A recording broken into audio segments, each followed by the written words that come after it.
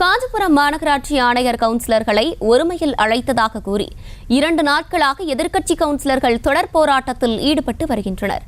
கூடுதல் விவரங்களோடு இணைகிறார் செய்தியாளர் துரை வெங்கடேஸ்வரன். வணக்கம். மேலும் விவரங்கள்.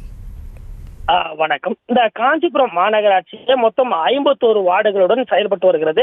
இதுல இந்த திமுகவை சார்ந்த 32 மாமன்ற உறுப்பினர்களும் அதே போன்று பிசிக சுயேட்சைகள் என மொத்தம் 51 அந்த கவுன்சிலர்களானது இருந்து வருகிறார்கள். இந்த நிலையில் எதிர்கட்சிகளை சார்ந்த, அதாவது அதிமுக, பாஜக, பாமக உள்ளிட்ட அந்த எதிர்கட்சி உறுப்பினர்களை சார்ந்த வார்டுகளுக்கு எந்தவித அந்த பணிகளும் மேற்கொள்ளப்படாமல் இருந்து வருவதாக தொடர் குற்றச்சாட்டுகளானது தொடர்ந்து எழுந்து வருகிறது. இதன் காரணமாக அந்த எதிர்க்கட்சியினுடைய அந்த மாமன்ற உறுப்பினர்கள் தொடர்ந்து மாமன்ற கூட்டத்திலும் சரி, அதே போன்று பல்வேறு மனுக்கள் மூலமாகவும் மாநகராட்சி ஆணையரை சந்தித்து தொடர்ந்து அந்த மனுக்களை கொடுத்து வருகிறார்கள். இதனால் காஞ்சிபுரம் மாநகராட்சியிலே எதிர்க்கட்சியினுடைய அந்த போர்க்கொடியானது தூக்கப்பட்டுள்ளது.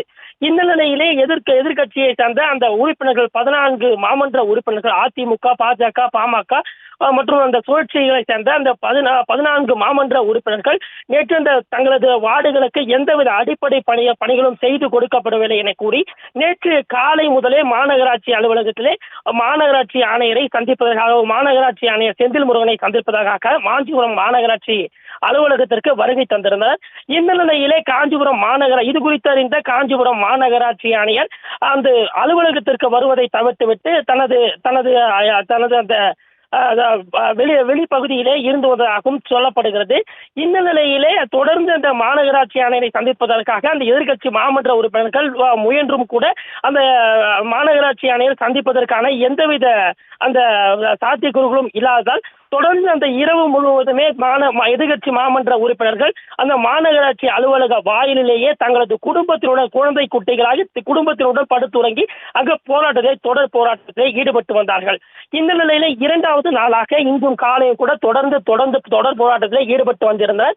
இந்த நிலையில் அலுவலகத்திற்கு வந்திருந்த மாநகராட்சி ஆணையர் அந்த உள்ளே வருமாறு ஒருமையில் பேசி அந்த மாமன்ற உறுப்பினர்களை அழைப்பு விடுத்ததாக கூறப்படுகிறது. இந்த நிலையிலே மாநகராட்சி ஆணையர் மேலும் அங்கிருந்த அந்த ஊழியரும் கூட ஒருமையில் பேசி செய்தி சேகரிக்க சென்ற செய்தியாளர்களையும் அதிகார தோணியில் பேசி அந்த எச்சரித்ததாகவும் சொல்லப்படுகிறது. தொடர்ந்து மாநகராட்சி ஆணையரை கண்டித்து காஞ்சிபுரம் மாநகராட்சி அலுவலக பகுதியிலே நடைபெற்று வரக்கூடிய இந்த போராட்டத்தின் விளைவாக அந்த பகுதியிலே பரபரப்பானது ஏற்பட்டிருக்கிறது.